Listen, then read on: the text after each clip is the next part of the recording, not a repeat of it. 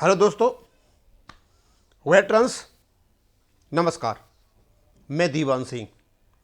आपको पता है कि स्पर्श से अभी मैसेज आ रहे हैं कि आपकी मार्च महीने की पेंशन का भुगतान 1/4/2024 को होगा। और ये जो भुगतान होगा ये आपका जो डीए है अनाउंस हुआ है उसके साथ नहीं होगा। ये केवल और केवल जो फरवरी के महीने में आपको पेंशन हुई वही पेंशन होगी, और जनवरी फरवरी और मार्च 3 महीने का जो एरियर का भुगतान होगा डीआर का वो अलग से होगा।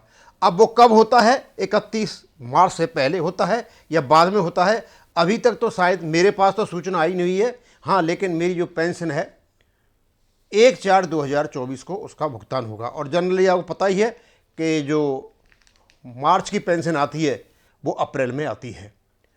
अब जैसे ही किसी का यदि एरियर की सूचना आएगी वो हम आपको दे देंगे, और बहुत सारे लोगों के पास आ रही है तो मैं भी बता देता हूँ, मेरे पास भी आई हुई है। और आपकी जो पेंशन का भुगतान है मार्च का, वो मार्च अप्रैल के महीने में होगा 1/4/2024 को। और जब ये स्पर्श से न्यूज है तो स्वाभाविक सी बात है कि ये आपके जो एरियर हैं एक जगह से हो रहे हैं तो वो जनवरी फरवरी मार्च 3 महीने के एक साथ मिल करके आएंगे। अब मैं यहाँ एक लिस्ट लगा रखी है, 1 2 3 4 5, ये 5 आपके 1 2 3 4 5 6 आदमी आपके ऑनररी न्यायस्वारों के नाम हैं। मेरे पास इनके फ़ोन आ रहे हैं, ये चाहते हैं कि ये सब मिल करके जो हारा हुआ केस है उसे लेकर के ये सुप्रीम कोर्ट जाएं। तो पहले तो मैंने उनसे कहा था कि जिसके पास भी कोई चाहता है तो इतना मैं ज़रूर कर सकता हूं कि आप मुझे अपना नाम नंबर भेजिए और आप आपस में कॉन्टेक्ट कीजिए। आपको क्या करना है क्या नहीं करना, आप ही पैसा इकट्ठा करोगे, आप ही अकाउंट खोलोगे, सारा कुछ आप करोगे। मैं इतनी सहायता आपको कर सकता हूं कि मैं आपको नाम एक दूसरे पहुंचा सकता हूं। अब यहाँ 2 बातें मैं आपको स्पष्ट करना चाहता हूं।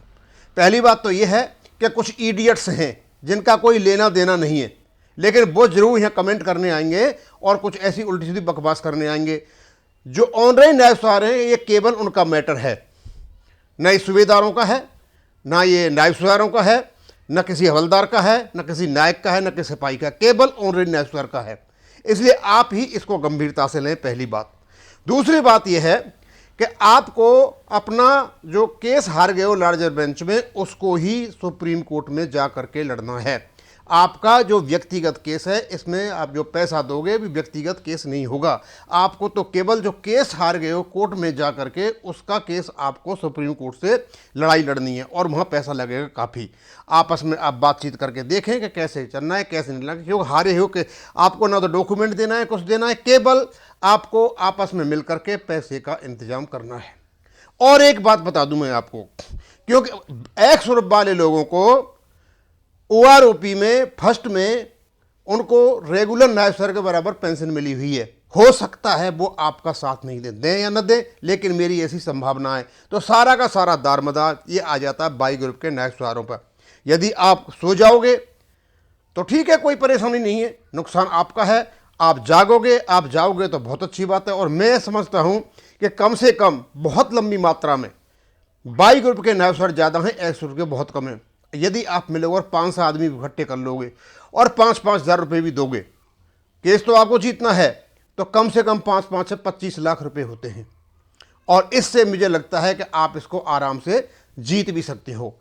और जब आपको एरियर के मिलेंगे तो बहुत बड़ी मात्रा में मिलेंगे, 3-3 4-4 लाख के एरियर मिलेंगे। और नहीं भी मिले, मान लो हार भी जाओ, लेकिन फिर भी आपको केस लड़ना चाहिए, क्योंकि यदि हाथ पर हाथ रख करके बैठ गए तो ऐसा भी हो सकता है कि आने वाले दिनों में जो न्यायस्वार हैं उनकी पेंशन इतनी कम हो जाए उनको लेकर के हवलदार पर आ जाए, और ये एमएससीपी हवलदार बना करके रख दें। क्योंकि ऑनररी न्यायिक सुधार एक रैंक है, और ये जो पीसीडीए का सर्कुलर 464 उसमें भी बताया गया है। लेकिन इनकी कोशिश यही है कि कैसे भी करके डिग्रेड किया जाए, डिग्रेड उसी में ये लगे हुए हैं। और तो मैं कोई ख़ास बात है नहीं। अब सबके लिए अब होली आने वाली है, सभी मेरे भाइयों के लिए होली की मुबारकबाद हो, उनके परिवारों के लिए बहुत भगवान करे उनको बहुत बहुत खुशियाँ होकर के आएँ और अपना त्यौहार अच्छी तरह से मनाएं। मैं तो इतना ही करके और को यहीं ख़त्म करूँगा। थैंक यू, धन्यवाद।